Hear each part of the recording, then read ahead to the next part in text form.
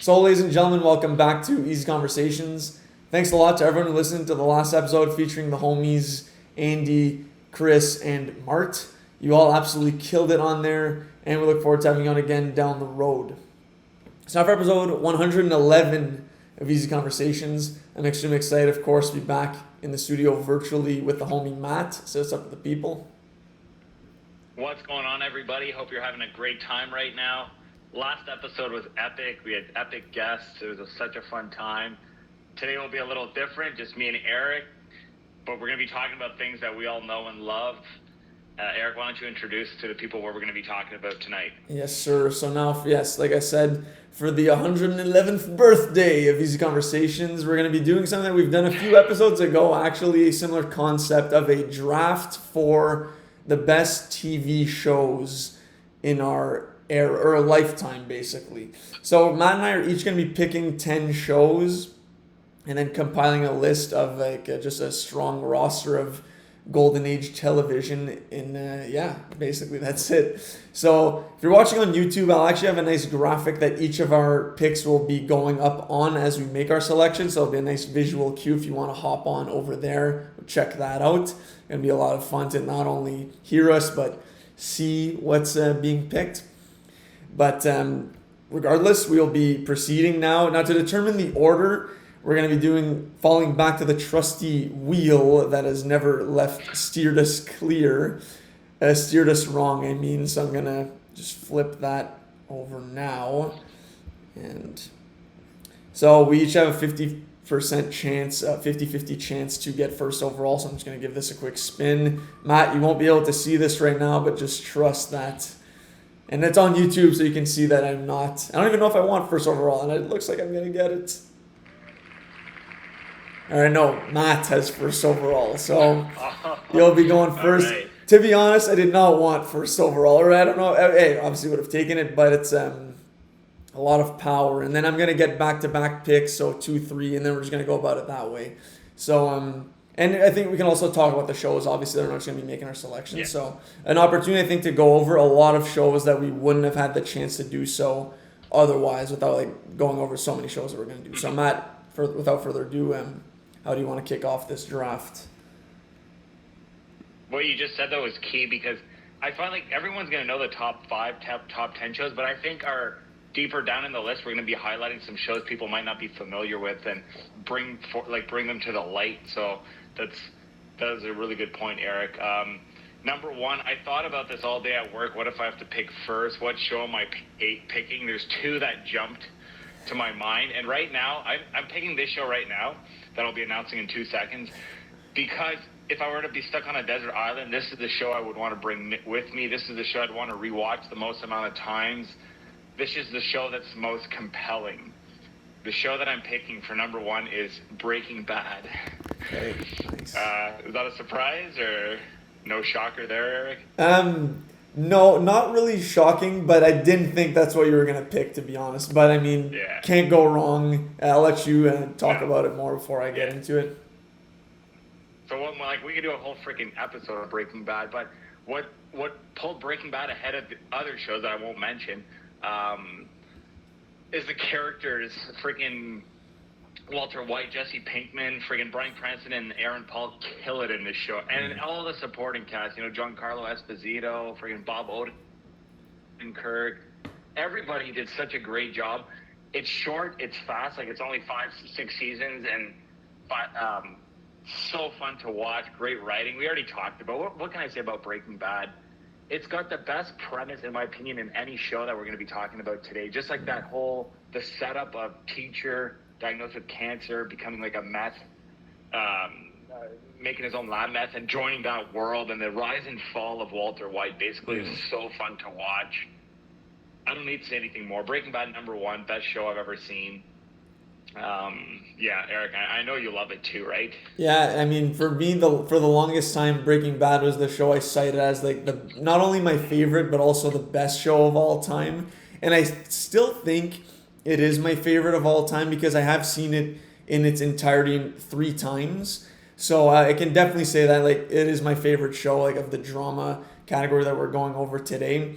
And for all the reasons you said, extremely compelling characters, no weak link, original premise, great villains, which I love, and really only gets better as the show goes on. Like the first season has been deemed a bit slow to start, but then once you get over and even at that, like I didn't find that wasn't the case for my viewing experience at all. I was hooked from the start, and I truly think like it only gets better, it gets darker, and what a protagonist, and even calling him that is kind of not controversial, but up for debate in Walter White, in that he's not really someone that you always cheer for as you watch this show. And you have two great leads in him and Jesse Pinkman, who you can root for. And it's great to see them work together. And then obviously they have their falling outs and all-time ending as well. I think that's one of the things that might separate this show from others that we talk about and pick later, is that it starts like strong and finishes even stronger, which like you can't say about that many shows. Breaking Bad is it was in my top 3 for sure, and it was depending on what you did at number 1, I was gonna snag this in this 2-3 run, but now it makes it a little easier for me to pick my next 2, which to start I'm gonna go with the show that people said was the best until Breaking Bad came around, and that would be The Wire for me, which is a show that I've heard about for so many years, in that you just hear like, oh, it's the best show of all time. And I didn't really know what it was about until I finally got around to watching it last year. And it truly did live up to the hype. And then some, honestly. That's another show that, in my opinion, only got better as the seasons went on. Save for maybe in between seasons 1 and 3, the second is probably the weakest of the 5. But the other 4 seasons completely make up for that weaker season. And in terms of like premise and how we start off pretty small with like a confined police department and drug enforcement agency with like drugs in the ghetto, start small in Baltimore, and then we gain a greater understanding of what goes on in this city and state in terms of adding layers. Like you start off with drug activity, then you get the ports, the corruption there, then education, politics, and then journalism. So different establishments in Baltimore that you just, like I said, it gets bigger every season, great world building, incredible characters, and just an incredible show, honestly. Like it's rated as one of the best for a reason, and it's a show that I honestly wanted to run back right after I was done with it, and I will definitely be rewatching the show very soon. So I can't say this is my favorite because I've only seen it the one time, but I do think it is like,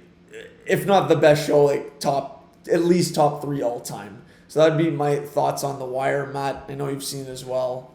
Your thoughts? The Wire is a masterpiece of a show. It would have been my number 1 if not for Breaking Bad. It's the best thing HBO's ever done. You said it perfectly, Eric. It paints a perfect picture of like a whole city, really. It shows about criminals and law enforcement, but more than that, as the show goes on, which is what is the strength of, that's the biggest strength of the show, is it escalates and gets better and better.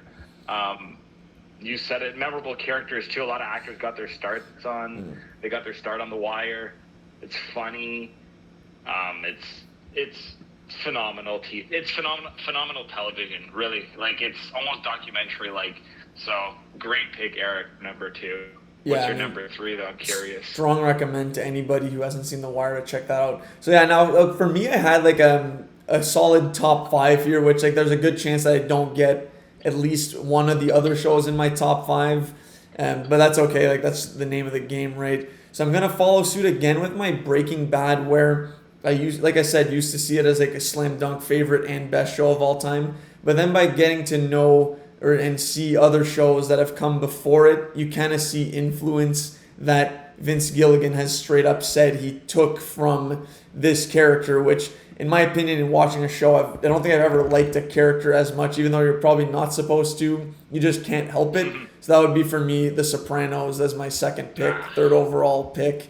I think, again, so before I watched Sopranos and The Wire in the last 2 years, and when I watched Sopranos, I was like, okay, like this is the new best show of all time, until I got to see The Wire, and then obviously that the wires crossed a little bit there, and I flipped my opinion.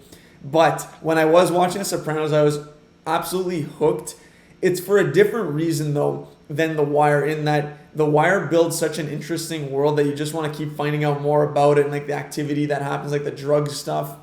But with Sopranos, you're kind of just getting into the mind of Tony Soprano and seeing how he deals with like obviously nefarious drug activity and like mob activity, and like he's a straight up don in a crime family. But you simply can't help but love this character. He's absolutely hilarious. This show is hilarious. Like, I found this to be much funnier than The Wire, if you have to compare the two in terms of like humor in there. Sopranos is a full-blown comedy show at times, and I don't think it's intentional, but just the crew of characters make it so that you feel like you're just hanging out with them. Like, one of the guys, like, obviously they get up to some extremely unacceptable stuff, but watching it, like, you can't help but love watching it, and to be around it, and it's funny.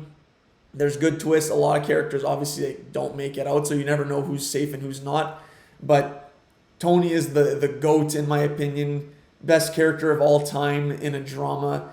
And this is another show that I wanted to watch again as soon as I was done. And I'm sure there's stuff that I would pick up on with multiple viewings that I missed. And it's kind of a twist on, like I said, the boss of a mafia family. You see him go through the struggles, that he presents an image of himself to his crew, but then you get to spend like almost every single episode, there's sessions of him in therapy with his therapist, just talking about like the stuff that bothers him, the expectations that people have about him. So he finds a way to make himself kind of relatable in this life, obviously aside from what he does for a living, not waste management, which is the front that he puts up, but like, yeah, you know what I mean. So I think Sopranos and Wire to start my draft off as easy 2 HBO Gold shows. So that's my second pick. Wow, that's my top 3 right there, Eric. So Great picks. The word that comes to mind when I think of The Sopranos is iconic, like ingrained in pop culture. Even if you've never seen the show, you've heard the names, like Soprano, Tony Soprano. You've seen clips of James Gandolfini maybe on social media, like little memes of the character or clips on TikTok. Like, there's some really, really funny stuff in there, but it's an amazing gangster show. Tragic, funny, it's got everything. I love all the little references to like old gangster movies, and, even play-ons with like the characters, like what happens to them in other movies. They make jokes in this show. I like that. I mean, you said it all, Eric. It's a show that's extremely rewatchable too, and that's a big factor for my lists, like rewatchability. So, great pick. I was afraid after I picked Breaking Bad that you'd pick these 2 shows. So, I mean, you can't go wrong with solid top 2. That's exactly how I was going to go too. If you were to pick, we were going to pick the top. This was our top 3. I'm guessing. So 100%. Yeah, good stuff, Eric. Like I would whatever. I figured. I thought you were gonna go Wire, so I thought I had like Sopranos and Breaking Bad were gonna be my 2-3. Right. Yeah, no, this is how it should be. And I just want to say quick things before you make your next pick. Sopranos also one of my favorite TV show theme songs of all time. Like, that's one I never skipped. Gotta listen to it from start to finish, and it's just so catchy. Great vibes. You watch like Tony drive into the city. It just fires me up every time. Like, now I have it stuck in my head. I want to listen to it. And also The Wire, another thing on that, their theme song changes every single season. Like, it's always the same words, but kind of a different cover. And at the start of every season, I remember always being like, I liked last season's theme song more. But then 3/4 episodes in, I'm like, all right, I'm vibing with this every single time I got into it. So they did a great job at keeping the same, obviously, theme song, but with a different spin on it, which I appreciate a lot for The Wire. Awesome. Now, number 4 is kind of hard for me. Like, after the top 3, I was like, man, it could go anywhere.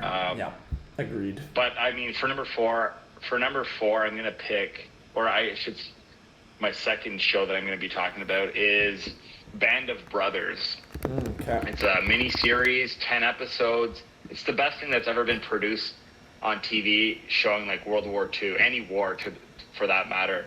It's freaking so well done.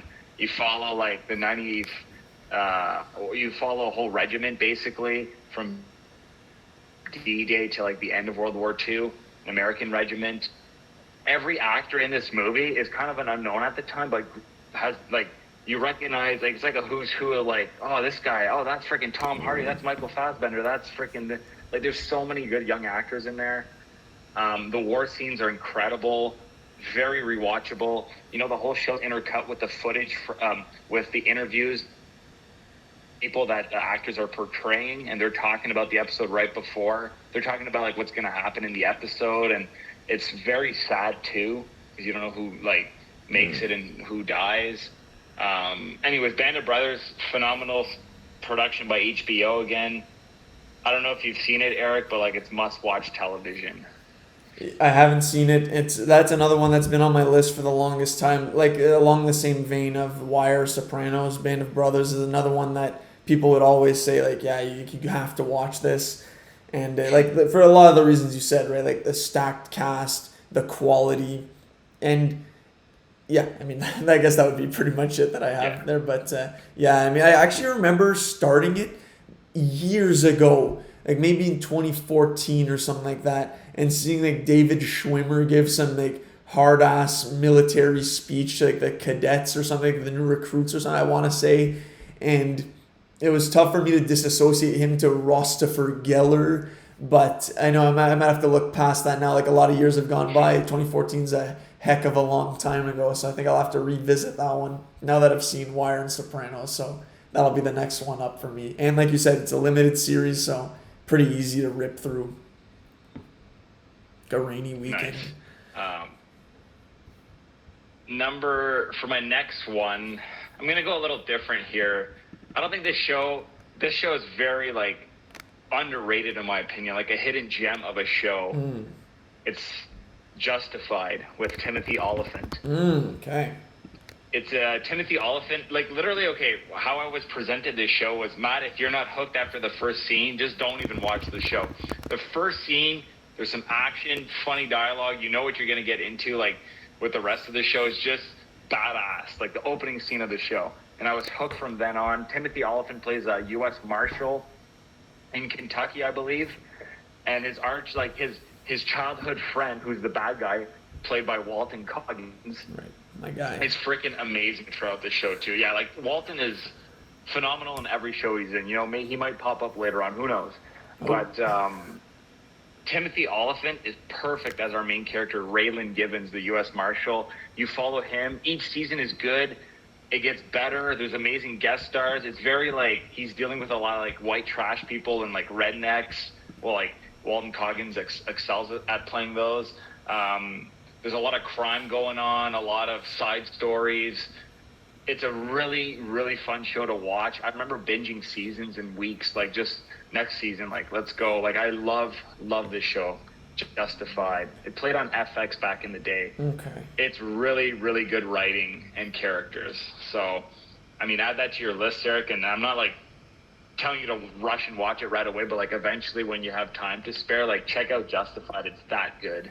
So I remember former guest Katrina recommended this based on, I think she said Walter Goggins? Walter Goggins, yeah. Was like one of her most underrated actors and very versatile for that reason, for that show. Or she brought that up as an example.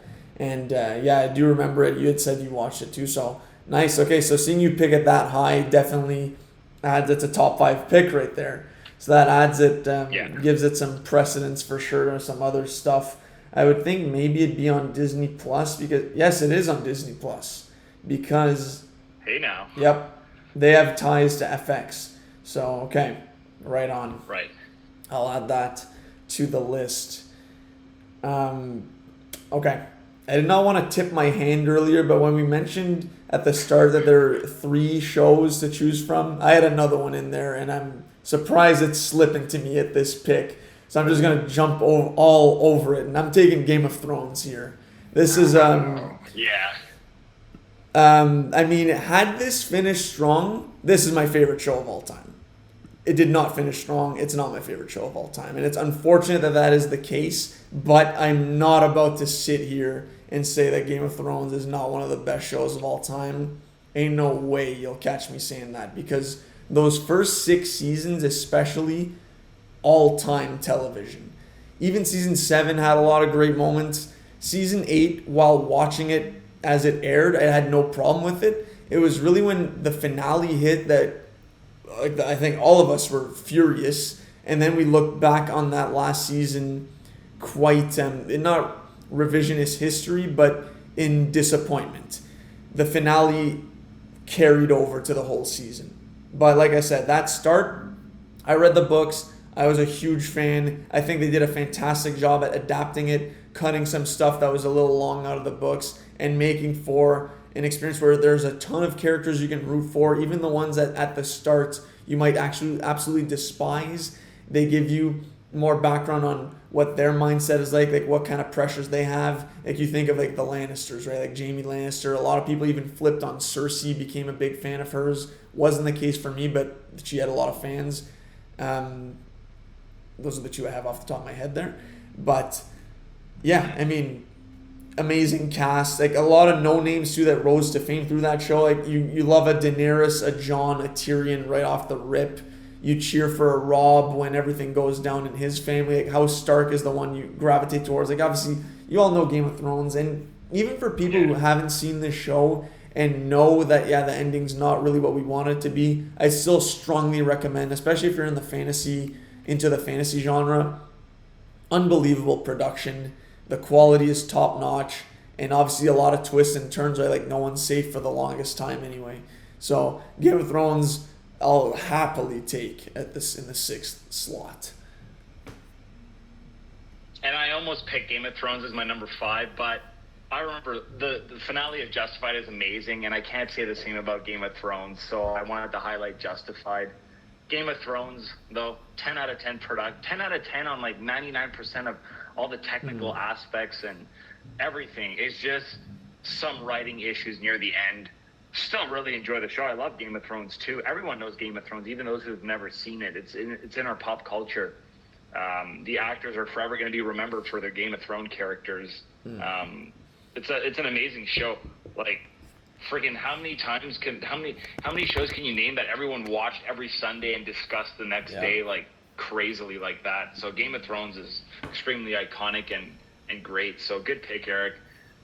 Yeah, I mean, that's the show that got us to purchase HBO with our cable subscription. Shout out my parents.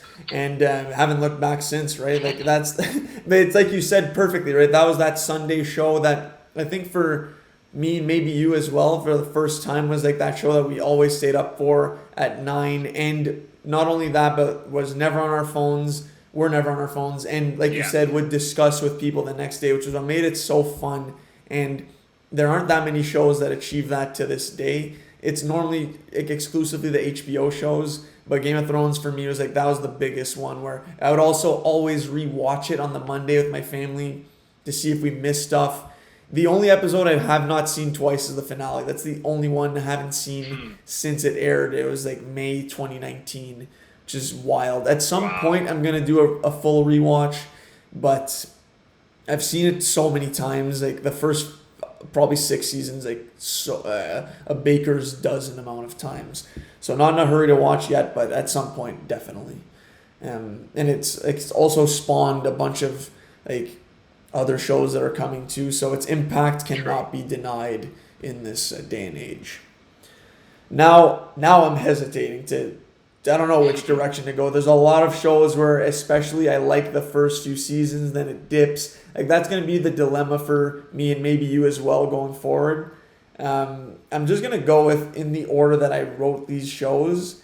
And this is an example of like absolutely love the first few seasons, and it hasn't been the same since then, but I'm still holding out hope that in the next season they come back to form. But because the first 2 seasons are so strong, I'm still going to take this. I'm going FX's Fargo here, in that's a show that expanded on the mythology and lore of the cult classic movie Fargo, and gave us like a slew of brand new characters in the Fargo, like, or the Kansas City mob. And just a lot of good humor in there. Intrigue. There's a mythological angle in there too, with like the UFOs, the element of chance luck and randomness are also explored in there, like very Coen Brothers-esque. And yeah, I mean, don't have that much to say off the top, other than like this is the fifth show that I wrote down. I started listing these off, and I do think seasons 1 and 2 are so strong that I can't really ignore it.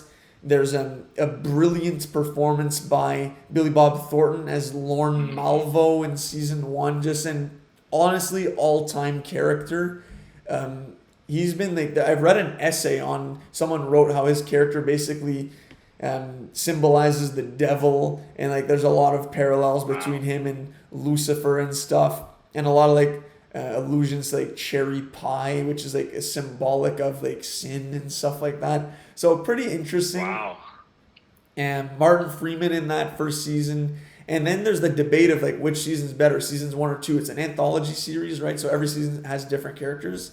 It's a coin flip for me, honestly. Like Lorne Malvo is such a strong character, but season 2 has probably a wider range of great characters and a lot of humor. Like Jesse Plemons and Kirsten Dunst play husband and wife, and when they're like torturing one of the older son of like the crime families, that's an all-time scene.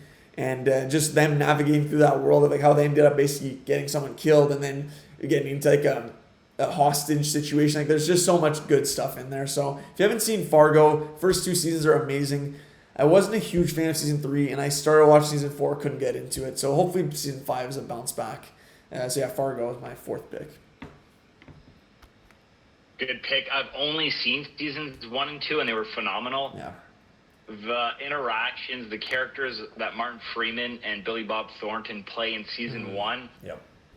next level. It's perfect television, especially near the end of season 1. It's phenomenal. Like the last episode, I still remember that. If you're watching just for that reason, like that's enough. Just those 2 characters in season 1, oh my god. And season 2 is great too, with like you said, the crime family with all the brothers, and I just remember it was solid television. And you got me hooked. You're the one that got me on it. So thank you for that. But good pick, Eric. Solid pick. I guess I'm picking my 4th show. I don't know. I'm writing everything down so I don't lose track. But I will be picking. What do I go with? Okay, I know what I'm picking. I'm picking possibly the second best gangster show of all time. You know, more of a period piece gangster show. I'm going with Boardwalk Empire. Nice. I loved every season. I find like the show escalate. Well, maybe the last season isn't as strong as the first 4 because it's a little like flash forward in time. But man, that show just escalates and gets so good. A lot of characters you like get off. Freaking Nucky Thompson, played by Steve Buscemi, is awesome. You get real life like characters that play real life gangsters. They're amazing. I love that world, like the gambling, all the mob world, the Prohibition era, all that stuff. It looks amazing. Yeah, it has very similar themes to Sopranos. You know, like people getting whacked and like political moves, who's controlling what part of the business, all that stuff. Like the gangster world, all the business angle of it is amazing, mixed in with the real life events of what's going on. Love it. Boardwalk Empire, never bored for a second. Just want to highlight Bob Cannavale as Jip in season 3 as the villain. Yep. Freaking so memorable. Eric, what do you think of the show? So great pick. Honestly, I was debating Boardwalk Empire as well, and also like kind of similar to Fargo, like you said. And the influence of Sopranos is like it's obvious and it makes sense because the creator of this show, Terrence Winter, was a producer, writer, director on Sopranos, right? So that's where he came from. Got his chops in, his reps in with Sopranos, and then ran with it in his own show, Boardwalk Empire. I absolutely loved it. Hooked from the start. It's one of those shows that, crazily enough, I actually haven't even seen how it ends. I stopped at some point in the 5th season. Didn't love where it was going.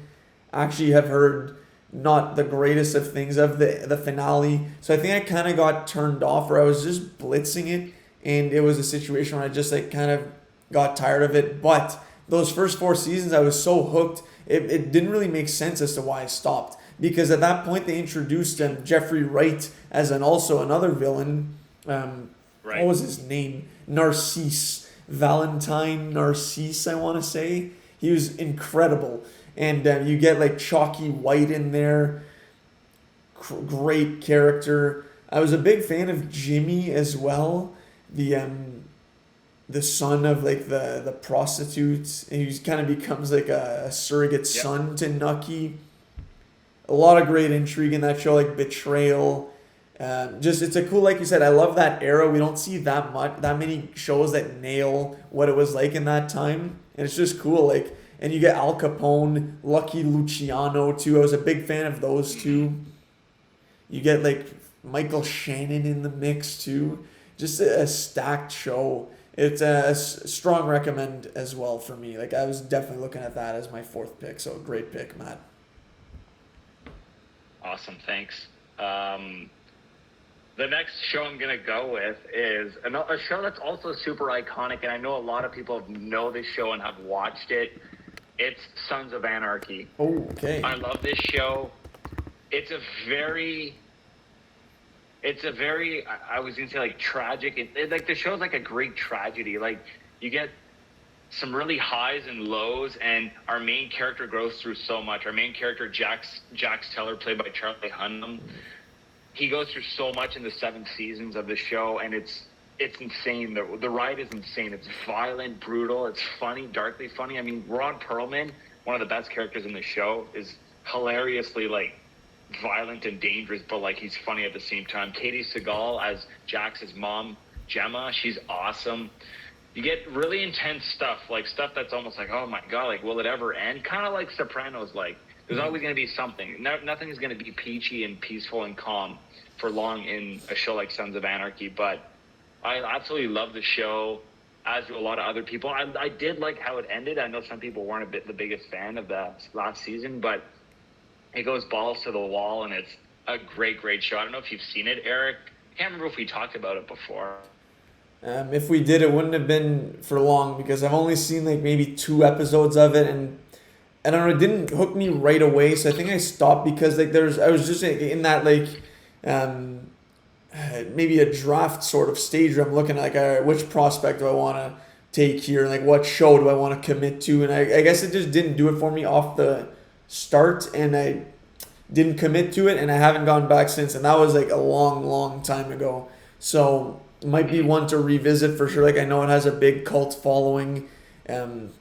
People are a big fan of Jax. I know of some stuff that happens at the end though. Like I've gotten a lot of stuff spoiled, so it takes some interest maybe away. Like I've heard lines in rap songs too that just because I knew the names of the characters, I know like who does what. But like I'm sure there'd be a ton of stuff for me that I'd be shocked at and all that. But right now, it's on the back burner still. But like I said, like I've only heard good things from the people. Yeah. So I guess I'll go with my next one now, which again, similar situation. There's a lot to choose from here. I'm going to go with one that I've seen a bunch of times, is still going, and I absolutely loved from the first episode, which would be Stranger Things. I think that's a show that, again, has the potential to be one of those, maybe not like GOAT shows of all time, but if it finishes strong, it's definitely going to have a strong place in television history. In that right now, this is Netflix's baby. It's its golden goose, the biggest show that it has. Arguably has gone better as the show goes along, in that they've explored and expanded on the lore, explained a lot of stuff as we go through it, and have now given us in its 4th season a formidable villain, which I always love, my guy Vecna. So I think we're in for a treat in its next season, and I love what they did in season 4. Obviously, we talked about it not that long ago there, but giving us like episodes that are over an hour long, and just the fact that none of it really felt like filler, and that it overextended its welcome. If anything, we wanted more. It flew by for us. So I think Stranger Things is one of those great shows. The acting from the kids has been phenomenal. I've been very surprised at how well they've improved over the years. Like child actors, you never know what you're going to get, right? And obviously headlined by Millie Bobby Brown.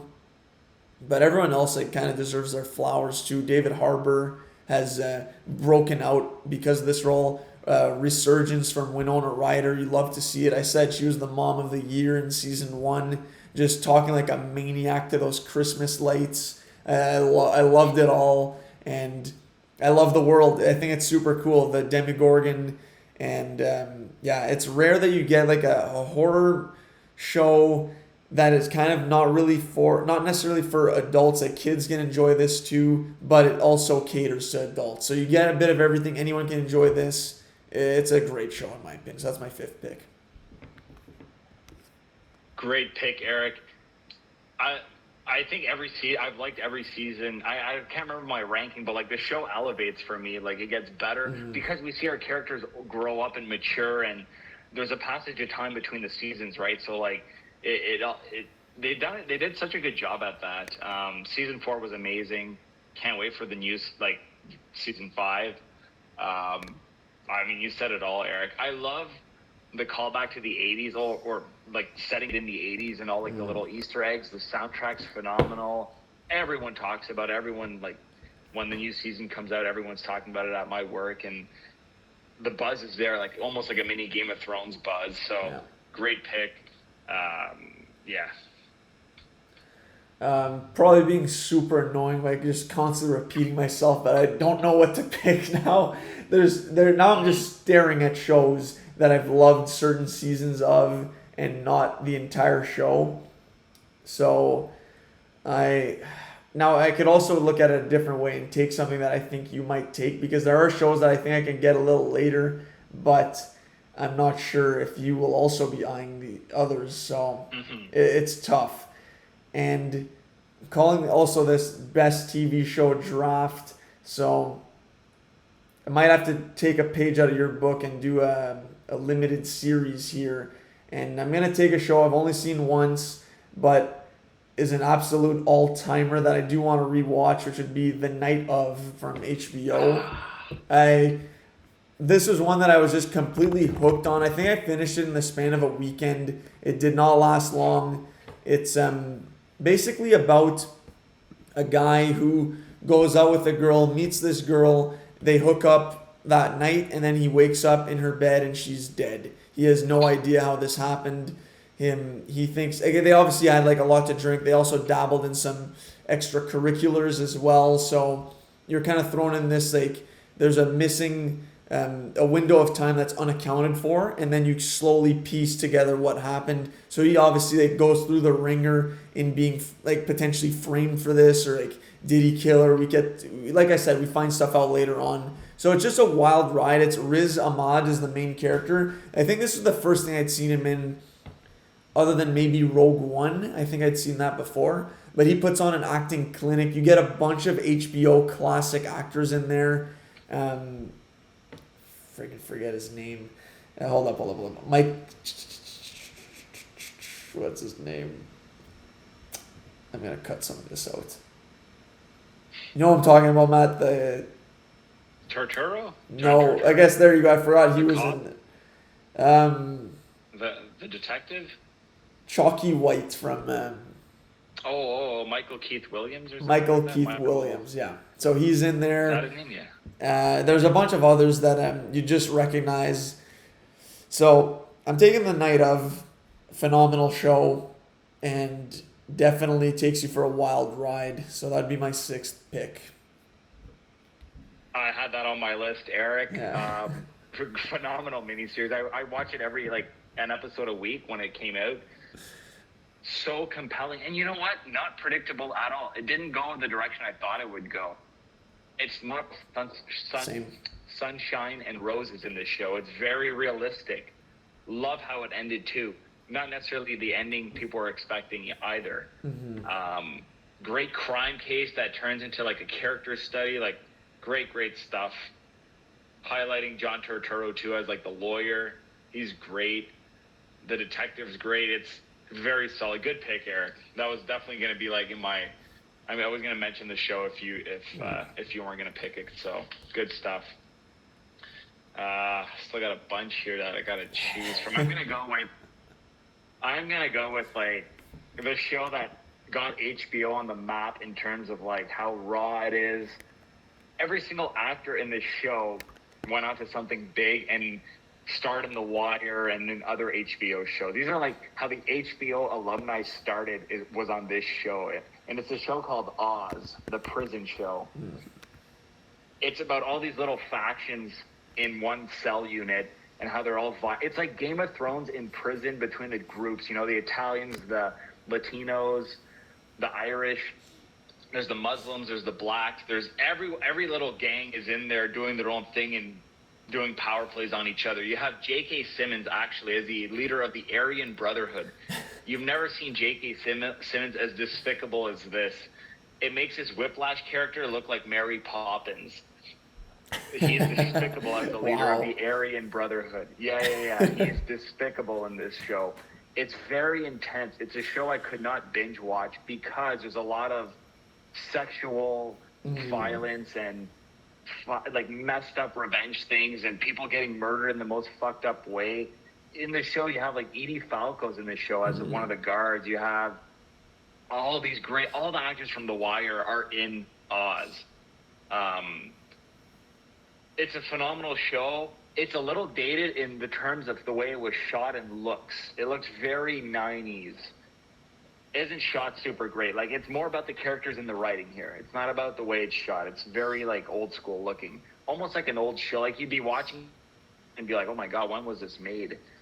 That's why it's not higher up, but Oz is the grandfather of, like, these crazy HBO shows.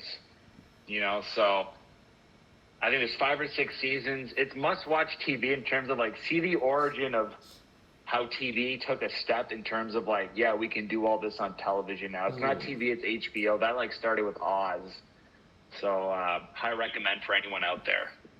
Okay, that's a crazy comparison to say that Mary Poppins and J.K. Simmons' character in Whiplash are like, I guess, could be compared. I didn't think they'd be ever mentioned in the same sentence before. That's wild. I remember you talking about Oz. I forget what episode it was, but yeah, I mean, that's like I said, I want to take advantage of Crave's library while we have it. So is Oz the next one to queue up, or is Band of Brothers? Like, you've given me a lot, which I think is great too for anyone who hasn't seen some of these shows. And Night of is also on Crave, so it's definitely something to look at. And like we've just talked about, really, like HBO loves their slew of regulars that they always pop up in similar series, right? So it's fun to see how they keep the same eye and how talented they are, right? Like, you might not always see them in movies, but they do their thing in these shows.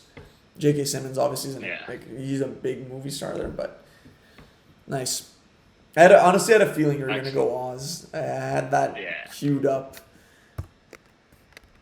And I was pretty safe. Like, I knew you hadn't seen it, so I was like, okay, I can keep this one in my back pocket. But this next show too, criminally underrated in my opinion. This show played on television and is amazing.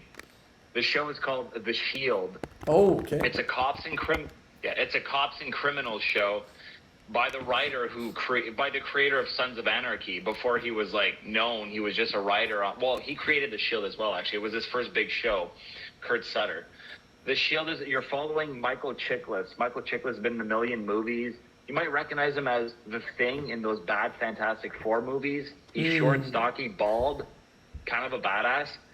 You follow his character, and his partner is Walton Goggins, playing nice. Shane Vendrell, Shane Vendrell. His character is an iconic character in this show, and those who have seen The Shield know what I mean. He's fucking amazing.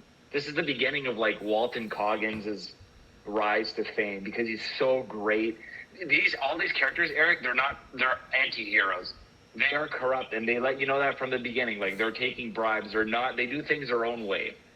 Michael Chiklis and his 3 partners, their little group, their task force. It's a great show. Every season's great. You got great guest stars. For television, like, for this to play on cable, it's so good. And Eric, the ending, the finale is, I still remember it to this day. It's mind-blowing. It doesn't drop the ball at all. It's a really, really great ending. And I remember I've only seen the show once, and I still remember how it ends and how it really, like, gave me goosebumps. And I was like, that's a perfect ending. Shakespearean ending. to the show. Okay. Can't praise The Shield enough. Great television from like the early mid 2000s. Nice. So I know it obviously by name, but didn't really know what it was about.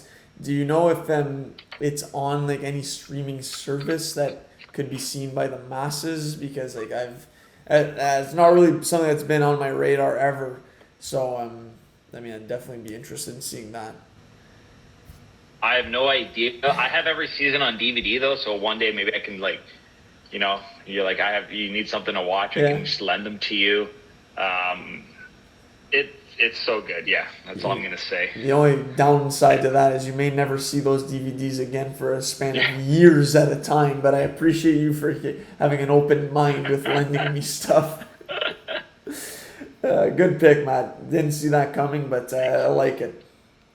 A lot of stuff here. It's looking like my roster. It could have been like a straight up best HBO show draft because that's all I'm looking at right now. In that these are the shows I've seen and they have stuck with me the most. And whereas again, you've picked a lot of shows that you say are consistent or get better as they go along. Whereas I'm kind of haven't really been following that model, but I think you can forgive bad subsequent seasons for extremely strong early seasons, and I think in this case it'd be really one season, actually apparently two, but I'm gonna go True Detective here. I think season 1 is bar none one of the best television show seasons of all time. Not really up for debate in my books. Matthew McConaughey, Woody Harrelson put on an acting clinic. The intrigue is there. I've seen this show like 3 times at this point. Honestly, I want to rerun it back because even like I haven't seen it a little bit, and I kind of forget a lot of stuff that happens along the way, like where they're there to solve murder in some southern state. I forget where, but again, you see a lot of those same characters like Shea Wigham, I believe is his name. He's like a preacher, kind of corrupt as well. Like he helps them get information on the case. There's Michelle Monaghan as well, who plays Woody Harrelson's wife, and she's like the third big player in this series, where like there's a dynamic between her and Matthew McConaughey's character Rust Cole, and I love where they go. Alexandra Daddario in there too, just killing it. Great show, and I love how they went with the storytelling aspect of showing us events of the past and then hearing them like reminisce on, because new information has come to light. I think it's like 10 or 15 years after they believe the case had been closed, and then they reinvestigate together as a tandem. So it's like just a masterclass of television, in my opinion. A lot of good, funny moments in there too. Woody and Matthew just work off each other so well. And if you have not seen, I know I'm just talking about season 1, but if you haven't seen this show, I strongly recommend. Absolutely incredible. Season 2, I wasn't a big fan of. Season 3, like this again is a show where every season it's with different characters. So another anthology series. Season 3 apparently was pretty good. I only watched, I think, the first episode and then fell off. But it's with Mahershala Ali. And again, he plays the same character in three different years. So different timelines, I guess. And showcases his range as that same character but at different stages in his life. So, and apparently they're coming out with a 4th season at some point this year with who is it there? It's the girl from Silence of the Lambs. Jodie Foster. Jodie Foster, yeah.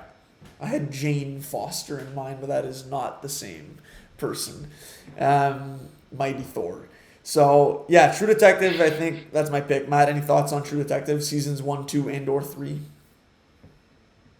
I've seen seasons 1 and 2, and I thought they were both excellent. Okay. Season 2, I didn't understand the hate. Maybe I went in with everyone saying I would hate it, and I ended up loving it. So, no, season 1, as a standalone, season 1, one of the best things ever put to television. I truly believe that. Of course, season 2 is not as good as season 1, but I just like the characters. Colin Farrell, Vince Vaughn, Rachel McAdams, they were great.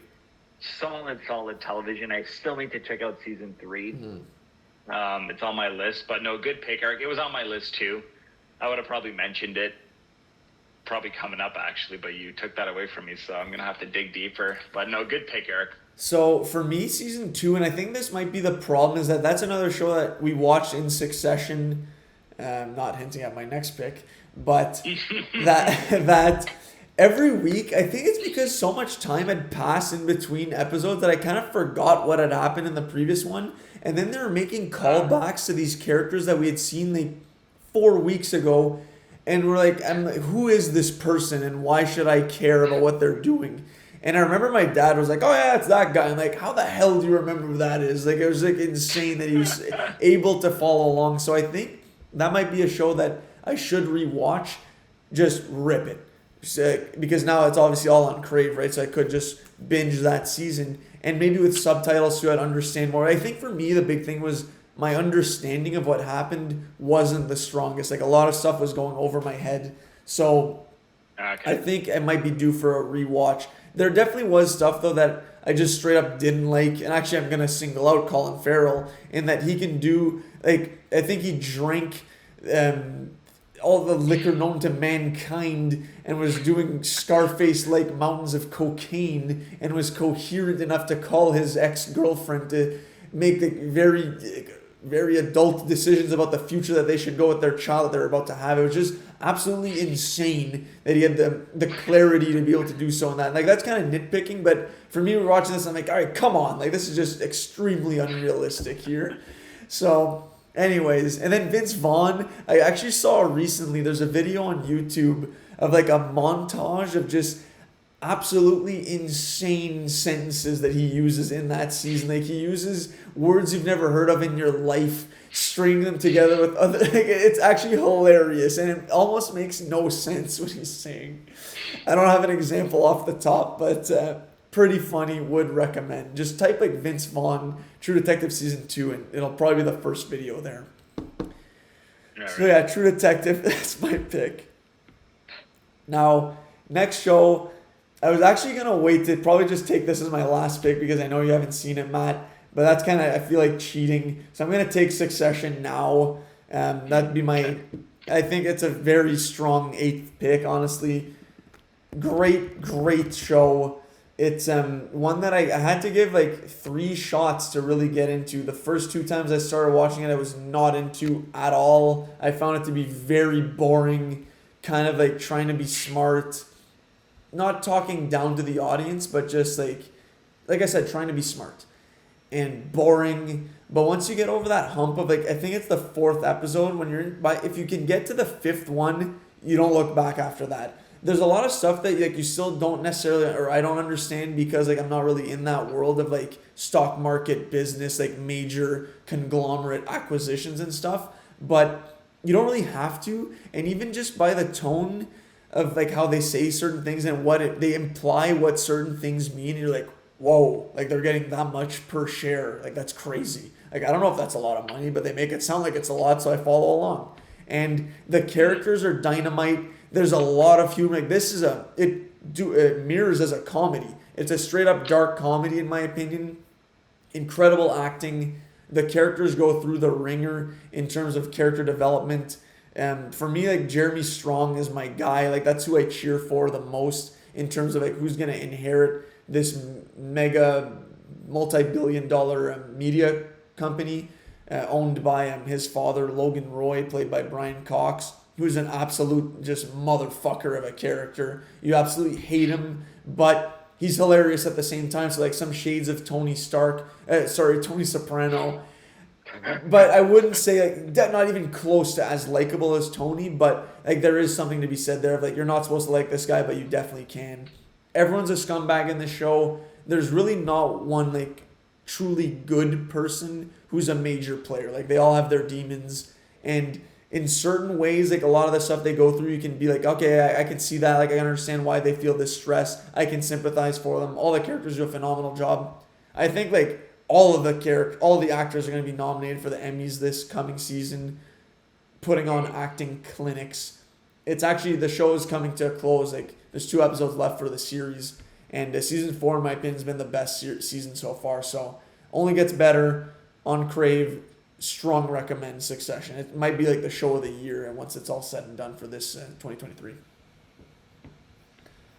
Awesome. I'm gonna definitely check. This is the first show I haven't seen, or second show on your list. No, first show I haven't seen mentioned. I'm probably gonna watch it once the show's all finished. Gonna watch it all because I always hear good things about the show. So good pick, Eric. Thank you. I'm going to pick a show. I'm steering away from HBO now. I'm going to pick a show that I watched like every year, every Sunday. I think it played on AMC. I'm going to go with Mad Men. Oh, okay, nice. Starring with John Hamm as the iconic Don Draper. Well, iconic in the show. I mean, not everybody knows Mad Men now, but I feel like when Mad Men was playing, like everyone was like, it got a lot of like buzz and advertisement.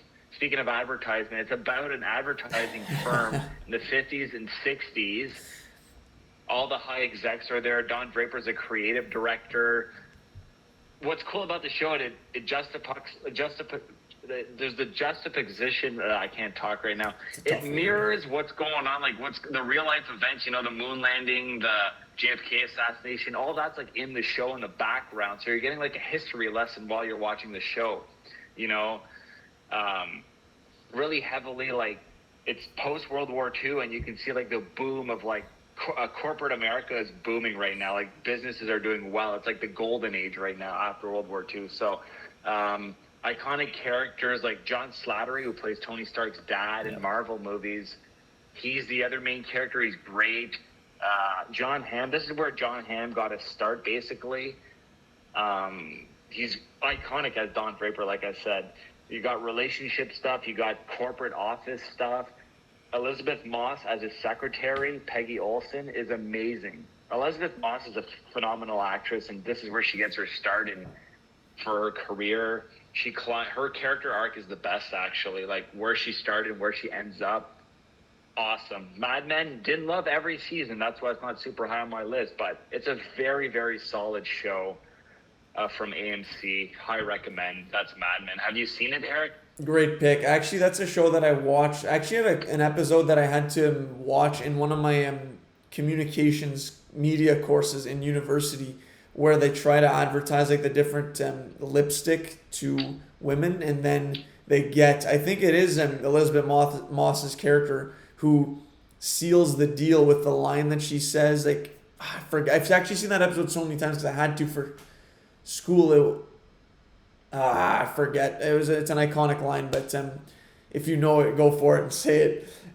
But love that show. I've actually not seen it in its entirety. I think I watched like the first 3 seasons, kind of fell off like Boardwalk Empire style for no reason other than like I was just binging it and then kind of derailed. But I was a big fan.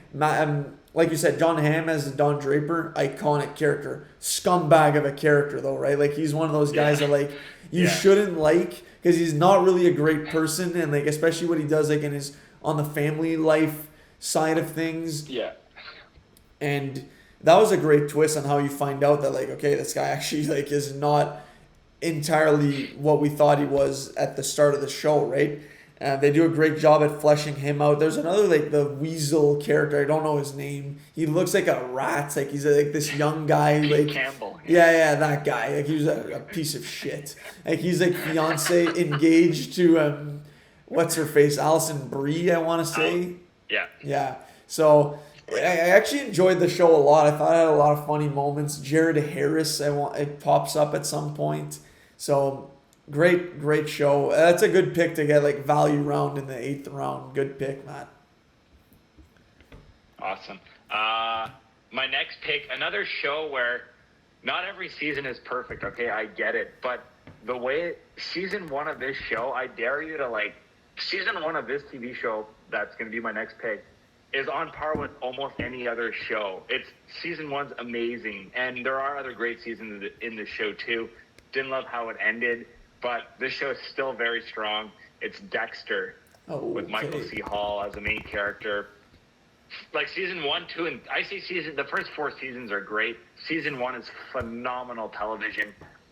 You get a serial killer. He's basically killing he's a killer that's killing off bad people, almost vigilante style, to feed his addiction. I don't know how much of Dexter you've seen, Eric. I know you've definitely heard about it, but I won't get into the show. Those who have seen it, I know they know all about it. But very memorable characters, good writing, a great police show, because he works in a police station as the blood spatter analyst. But really cool world in Miami.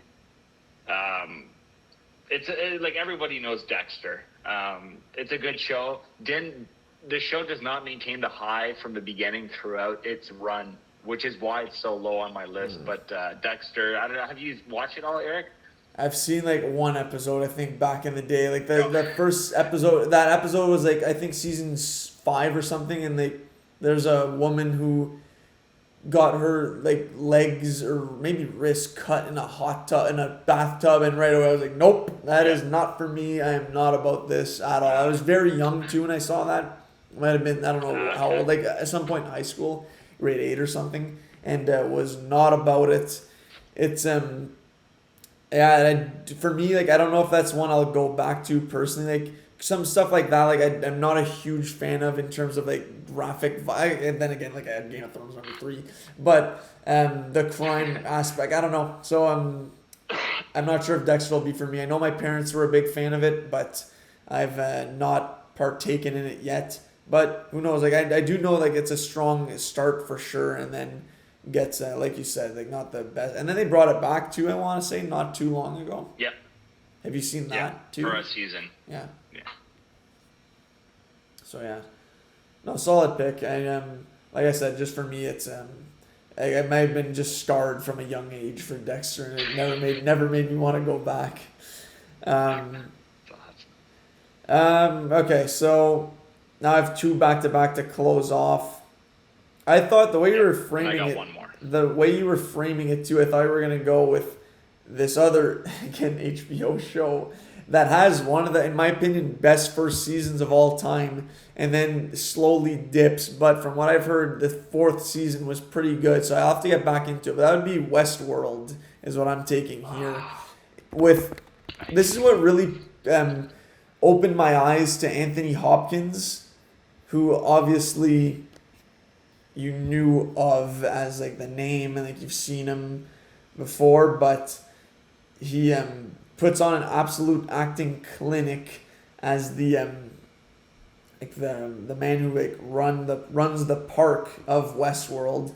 Where, like, if you don't know the premise, it's basically a resort or a theme park, I guess, where millionaires or extremely rich people go to log into like this fictitious world and play like in a video game but in real life, kind of like, and they can do whatever they want. There's robots in this world that look exactly like humans, and you're set back to like the Western days of society, like, and you can't die in the game. You can, but you can basically do whatever you want. It's like Grand Theft Auto style, except in Western days.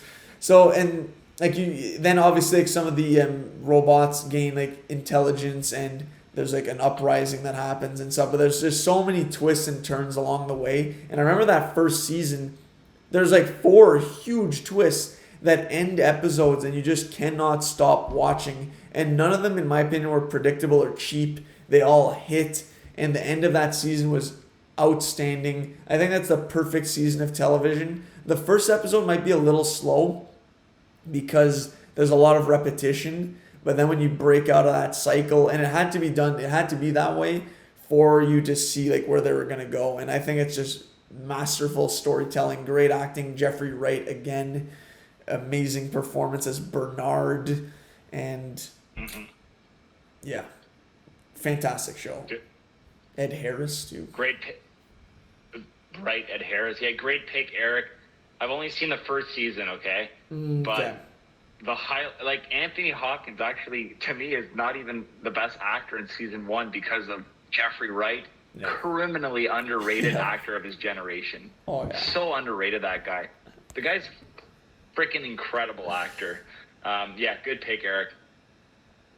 What's going to be your number 10? I'm curious. Yeah, and actually I'm looking at so many good ones. Like I've got Twin Peaks is just staring at me, begging to be picked. It will not be picked. Yeah, I'm gonna go with one to maybe shed some more light on it, and like a really underrated, a show that not everyone has seen or maybe even heard of.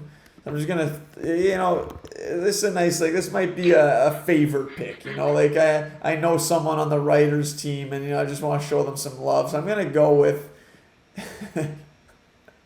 You can see it on the graphic. I just haven't made the pick yet. It's a show called Fringe, which I've actually seen so many times. Like, that's a show that my mom and I watched a lot when I was in high school, especially, and a lot of good memories watching that. It's a science fiction show that basically is a kind of a detective show in that there's these occurrences that happen every single episode, like one-off little storylines of like weird mutations that like someone has like telekinetic abilities, and there's a special team who's in place to look into it and see like why these fringe occurrences are happening. Like, scientific advancements have been made, and a lot of it is linked, and then you find out that there's a lot of lore for like that explains the mythology as to why these things are happening. It's part of a larger plot, and at first it's a lot of mystery, but then you get answers as you go along. It's actually a great show. It's by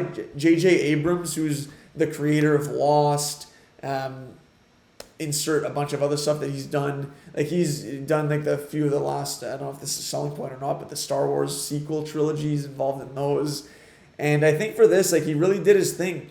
And the show gets better as you go along. Seasons 2 to 4 are my favorites personally. The final season, like, things get a little weird, but you can forgive it because like you're kind of invested at this point with the characters, like for the grand finale. Joshua Jackson, Olivia, no, that's her name in the show. It's what's her name? Anna Torv. Anna Torv, yeah. So they're the two main characters, and the other one, I forget his name, but he plays Walter. He plays Denethor in Lord of the Rings.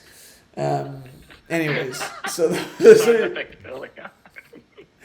are your three main characters. I know that's a big.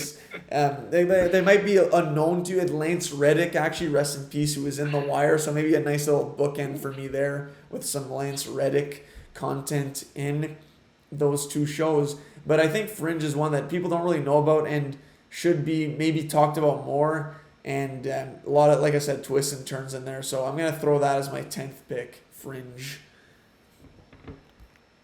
Wow, I know you love this show. I've never seen it. I love the premise, though, from what I've read. It's going to be a show I'm going to have to check out eventually. I know, like, it's a very personal pick for you, right? As will probably be my last pick, too. So, but no, good pick, Eric. So those are your 10s. Yeah. Very solid. I have a tough choice for my number 10. Because I still have, like, 7 shows written down. But I think I know what I'm picking. So Twin Peaks is not going to be my pick.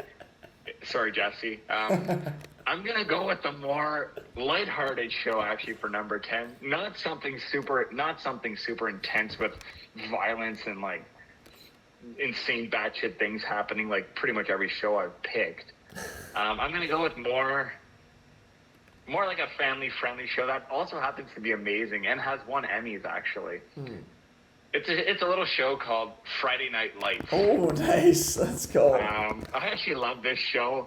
I binged it all like in one shot, one December. I remember clear as day. It was like near Christmas. I'm like, I'm just going for it. Was off work for a bunch of days. So you follow the life of Coach, I can't remember his name. Coach Taylor. Kyle Chandler's character. Coach Taylor. Thank you. Eric Taylor, the coach of a high school football team.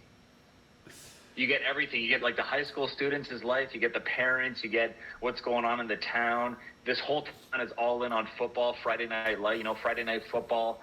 Good stuff. Yeah, is it a bit like Degrassi-esque with all like the teen stuff? Sure, but it's kind of fun to watch. It still kept my interest. It's for all ages. It's not like it's got something for everyone in there. I love the characters. That's what really drew me into the show. It's not over long, doesn't overstay its welcome. Just fun stuff to watch. Not like I don't have like Oz. I can't watch an episode over and over. Like I can't binge that. Friday Night Lights, perfectly bingeable. I know your brother's a big fan, Eric. Oh yeah. He's got He's got good taste. Friday Night Lights is closing my list off. Number 10. I love the pick. Like I said, I think we talked about this not too long ago with our sports movie draft episode. I haven't seen the whole show, right? I've seen episodes here and there with when Zach was watching. Yeah. Yeah, I mean, he's a huge fan. Could speak to it more than me right now. But, I mean, I love that pick for you, Matt, to close off with a bit more of a lighthearted one. But also, like, it is a drama. A lot of serious moments in there. I feel like Coach Taylor was always solving someone's problems, and then he's getting his wife involved too. They're both like the pillars, the bastions of that community of East Dillon. They're just essentials to run that community. So love to see it. There's some good characters. Jason Street. I mean, hey, imagine he doesn't get injured in episode 1. What could have been? Right. He's in the NFL. Guy lost it all, but rounded out I think somewhat successful career for himself as maybe an enterprise mid-level manager. Who knows? Yeah, good stuff. I want to say there's always some major dramatic moments that happen too, like with the Riggins brothers, those degenerates, high school students going on 36 each. It's some wild stuff. Looking like Sean Boswell in Tokyo Drift. But anyways, I like that pick, Matt. I'll do a round, just rattle off all of our picks. So for you had in order Breaking Bad, Band of Brothers, Justified, Boardwalk Empire, Sons of Anarchy, Oz, The Shield, Mad Men, Dexter, and Friday Night Lights. I took The Wire, Sopranos, Game of Thrones, Fargo, Stranger Things, The Night of, True Detective, Succession, Westworld, Fringe. So out of this, I'm just going to look quick things how many HBO shows we have.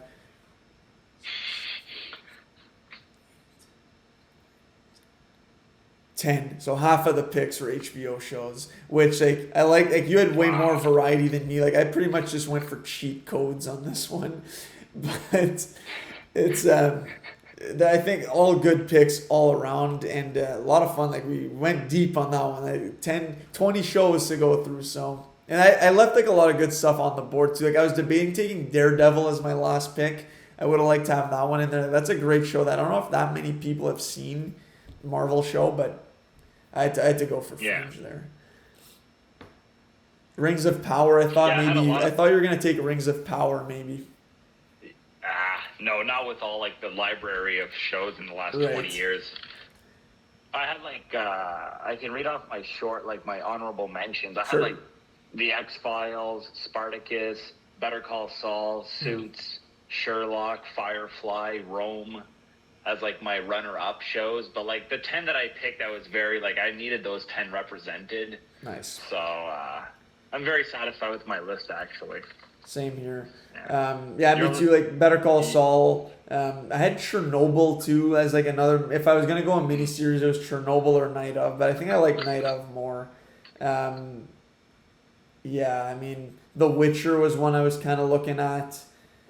Mandalorian too. I was debating like that has 3 seasons, so I feel like it had legs. And The Boys was another one I was looking at. Oh, me too. Yeah. Which like I thought you'd maybe take The Boys, so I was maybe take a flyer on it early, but that was good stuff. We got a few listener submissions too. I'll just rattle those off like in order. So the first one was from my brother Zach. He said Fargo season 1 and 2, Friday Night Lights, put that in, and Game of Thrones were his picks. So all represented on in the draft. Then the next ones were from the homie Ron Antoine. So his were Dragnet, which I don't know what that is. Have you heard of that, Matt? I'm not sure what it is either. Okay. And then the next one was Perry Mason from him, which I've heard of that, haven't seen it. Yeah, exactly. Yeah, same. Law show, I think. Okay, that checks out. The next one then was from the homie Kilsin, former guest last episode. She said The Sopranos, Game of Thrones, and Downton Abbey is the next one.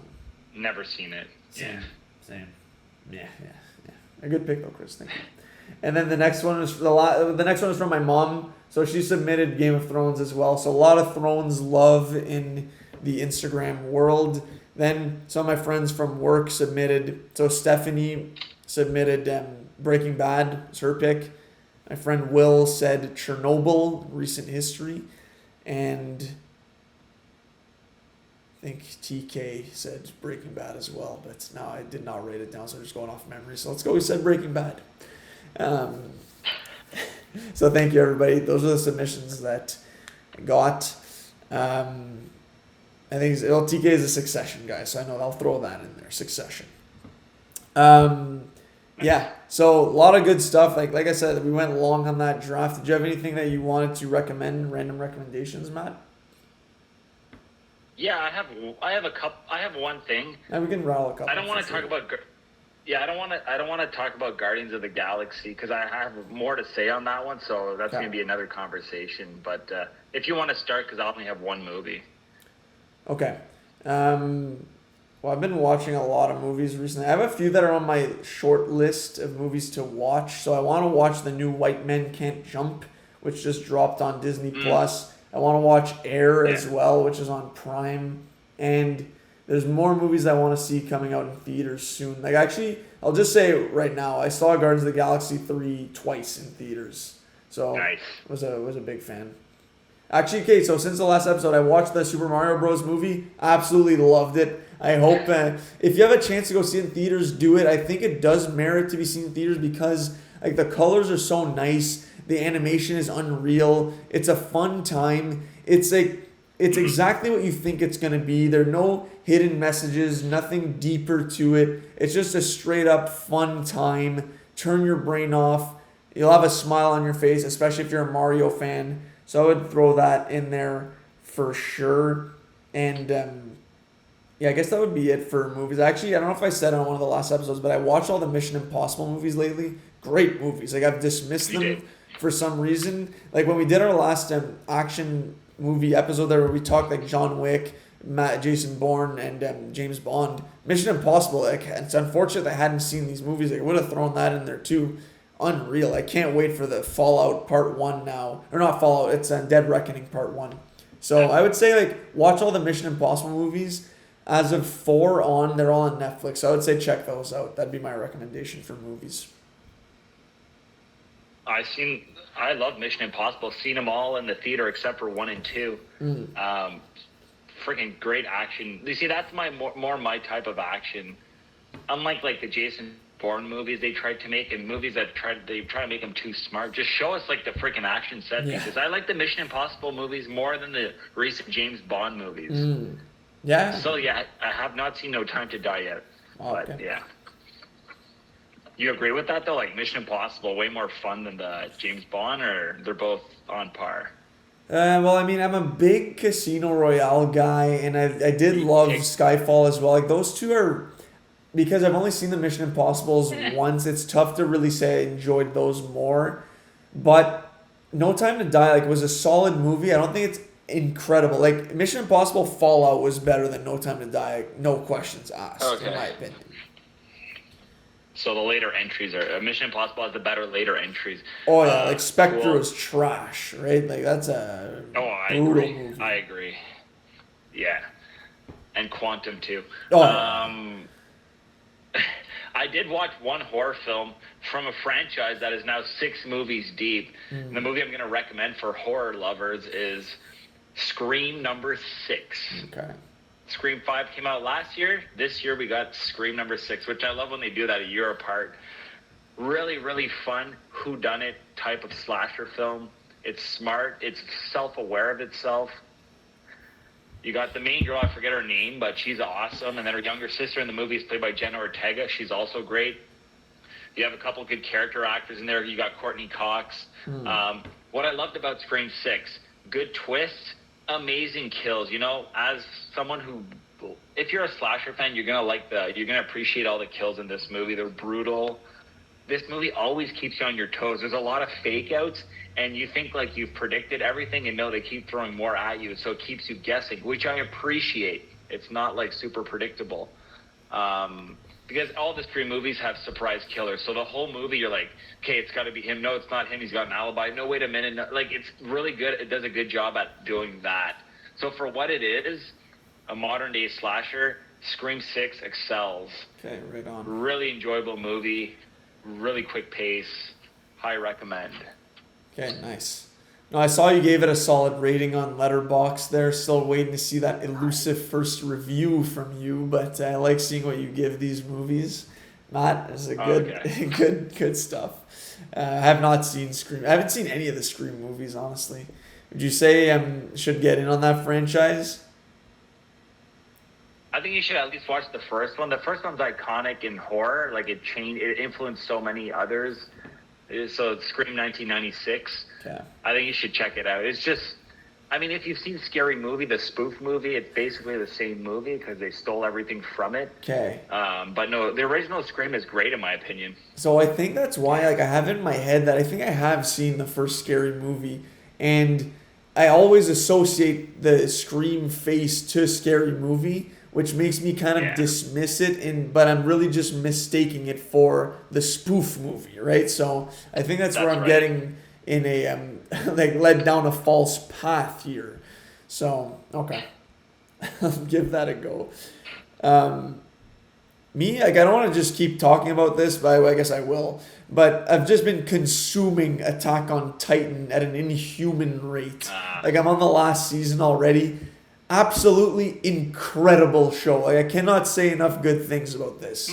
It's amazing television. Honestly, if you have a not a misconception, but just like a preconception about animated shows, get rid of it, because if you just look at it for what it is, like storytelling, characters, twists and turns, action, it's unbelievable. I'm gonna be sad when I'm done watching the show, which there's a good chance that by the time we're recording our next episode, I'm done with this show. But unbelievable. If we're doing like a different kind of draft where you could take any kind of show, I would have taken this show. Like, that's how good that's how good this show is. So I'm gonna re-recommend it. And I've come to find out, like, a few people on my team at work like this stuff too, so it's just fun to talk about a different genre of show. But anyways, I'm going to recommend something that's not, because that's all I've been doing is just watching that show. Like, I don't really have anything else on the go. I'm going to recommend something completely different, which is, like, if you've done Wordles in the past on, like, the New York Times website, the new thing that people have been doing, which Andy and I have started doing, is the New York Times mini crossword puzzle.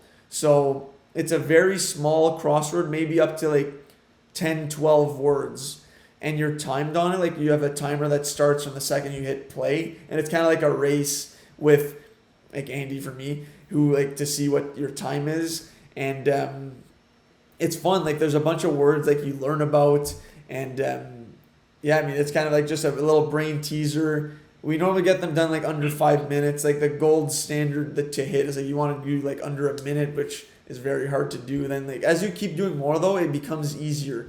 And like, because the first ones I did it, I had a very bad time, but then I've just been getting better, and like it's fun to do. So I'd recommend that New York Times crossword mini. It's a good time. So would check that out. Awesome. I love crosswords, so awesome recommendation. I can never finish the big ones because there's always like categories or clues that I'm like don't know anything about. But no, I love my crosswords. So, and if it's just on your phone, right? So it's perfect. Exactly. Good recommendation. Yeah, like I said, it's baseball and hockey time right now. So like my movie consumption is near zero, and I've just been still watching New Girl for my TV show. So yeah, pretty light on the movies. Do you have any albums that you've been bumping these days? Like, anything that's stuck out that you want to recommend, or? I mean, I listened to the new Conway album. Okay. And there was what was the other new album? There has been some new hip hop, and I've been listening to it, but haven't been going like I haven't been doing my homework yet. I'm downloading all these albums, listening to them once, maybe twice, and then like just saving them. For a later date when I'm going to get into like the bug of doing my research for the hip hop show. So, but I enjoyed that album actually. Okay, nice. Actually, I thought it was really good. what was the other one? Maybe you can help me out, like the new stuff. Is there anything that came out that stuck out to you? Yeah, well, it's by like at the time of recording, like there's an album that just dropped today that I was a big fan of, listened to just once, but it's a solid first listen. It's called Ketramine by Ketranada, who's a producer out of Montreal, and Amine, I think he's a Canadian rapper as well. So they made a collab album together, Ketramine. So Kaytramine. You'll see it. It's like it'll probably be one of the top albums on like the new release. It's a blue album cover, Okay. two guys like on a purple like bench or whatever, beach chair. Very good album. Like I really enjoyed it on first listen. I've been a fan of Ketranada for a while. He's known for like techno beats and gets a lot of rappers to go over his stuff. So it makes like a bouncy vibe that's really different, not like grimy at all. Like it's kind of like club music but with rap. And like I said, Amine, like a lot of people are a big fan of his. I don't really know his music, but I thoroughly enjoyed this for first listen anyways. Good stuff. And I could maybe throw another one in there too that I enjoyed of this year so far. It's another rapper. I'll throw this out there. It's a rapper I had no idea who he was. So I know it's a collab album with 38 Special, who's a rapper that I know and have liked like for the last few years. He's associated to like those Griselda guys. And I just typed his name in Apple Music, and he had an album coming soon with this rapper called Graph. And I'm like, all right, I'll check this out. And turns out 38 Special is only on the production side of things. Like he's not rapping at all on this album. He made all the beats for this rapper Graph, who I didn't know who he was. The album's called Art of Words. Very good album. Like, and that's what I love. My goal almost every year when it comes to music is discovering some new artists, which I guess Amine falls into, and this Graph guy as well, who's an older rapper. I think he's in his late 30s. He's been around for a while. Really good. Like, there's like a bunch of features you'll recognize right away, like Conway, Stove God Cooks, like guys like that, Dave East. Like it's right up my alley anyways, and I was a big fan of it. So I'll recommend those two albums. There are some of my favorites at this point in the year. Like right at the midway mark, right? So I was gonna just hold on to like the Art of Words one, especially, and be like a surprise if it makes my top 10, but like, no point in that. Let's just share the load and see if you end up liking it as well. Share the load. Exactly. So that would be two recommends right there. Awesome. I'm gonna check those out for sure. Yeah. But yeah, I think I'm good for recommendations. Okay, sounds good. I guess that'd be it for me as well. So yeah, Matt, a lot of fun as per usual. Next episode, we'll see what we want to do. There's a couple of ideas floating around there. Maybe tab a guest for the next one too. So great job on the draft, Matt. Again, any final notes for the listeners? Yeah, thank you everybody for listening. I hope you enjoyed our talk on the greatest shows of all time, the greatest drama shows of all time. And tell us like which list you like the most, or tell us your thoughts on some of these shows we picked.